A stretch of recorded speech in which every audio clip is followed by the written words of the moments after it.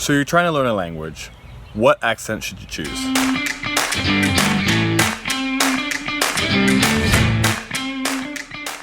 So you might be noticing that I am not in my room with my little shoebox filming. I decided to go outside, it's nice. And today I want to talk about what accent you should choose when trying to learn a language. So if you're trying to learn Spanish, where should that accent come from? When you're trying to learn English, where should it come from? When you're trying to learn Portuguese, Chinese, Japanese. And so for me, this confusion of what accent I should choose caused me a lot of anxiety actually. When I was trying to learn Portuguese, I was like, should I learn it from Portugal or from Brazil? My teacher at university was from Brazil, but I visit Spain very often and Portugal is right there. But I've never been to Portugal and I'm more likely to visit Portugal.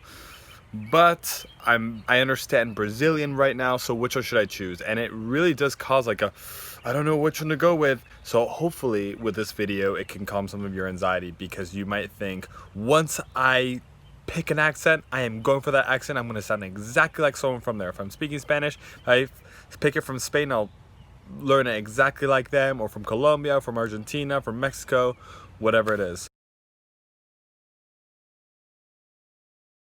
So there are three things that you have to keep in mind when you are trying to decide what accent to learn. Number one is resources. Number two is travel. Number three is which one you actually like. It's very important to start from the top to the bottom. Resources, travel, and then which one you like. Resources is the most important one. Resources is important because you might think, for example, you're trying to learn Spanish and you want to learn Chilean Spanish. And you're like, I love Chilean Spanish. Let me learn it from there.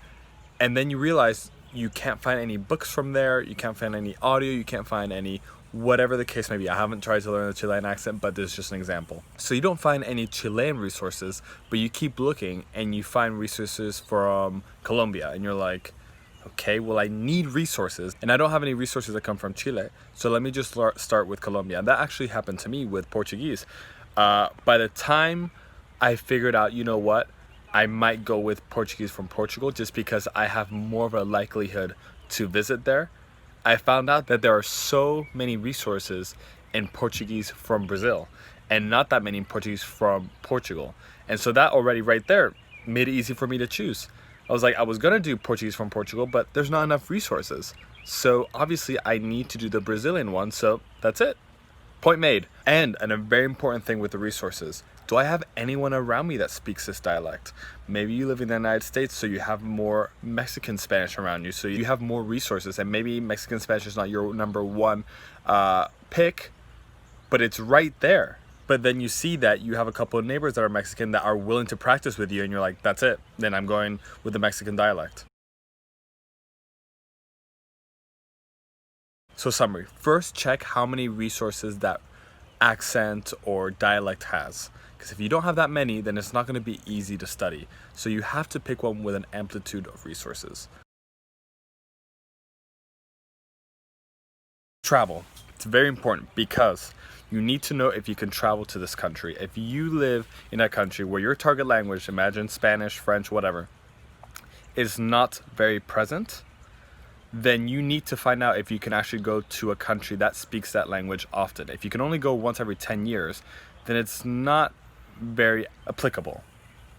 So if that country is 3 hours away in car, then that's really good. That means just to practice your language, all you have to do is drive 3 hours. If to practice your language, you have to get a 14-hour flight, how many times a year are you actually going to go to this country to practice? So try to find countries that you can actually visit. It doesn't mean you have to always visit. That's the beauty of online. That's why in my course, you get to speak with people from all over the world online, and you get to see all the different accents, and you don't actually have to travel to those countries, but still. So this happened to me with the Portuguese, for example, that I was going to choose Portuguese. I was going to choose Portuguese because I'm most likely going to visit there. Brazil, I don't really know anyone there, so I would visit, but I don't see myself visiting very often. I've never visited, I do want to visit, but I don't see myself visiting very often because it's almost like a little out of my way. Portugal, since I go to Spain all the time, then Portugal is right there, so it'd be easier. But still, if you live in the United States and you want to learn French, and you live in the north, and it's very easy for you to go to Quebec, and not very easy for you to go to France, maybe you want to check out the Quebecian French because it's a lot closer and it's going to be easier for you to go over there and immerse yourself more often. If you have all the resources, you can travel anywhere you want, then it comes to liking which one you like the most.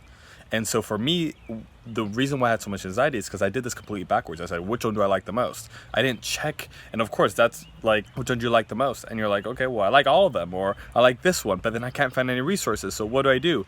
Go through resources, then travel, then liking. Another important tip is if I could recommend to choose an accent, try to pick one that's a little bit more standardized. Try not to pick one that's really close or that's even hard for people of that country to understand.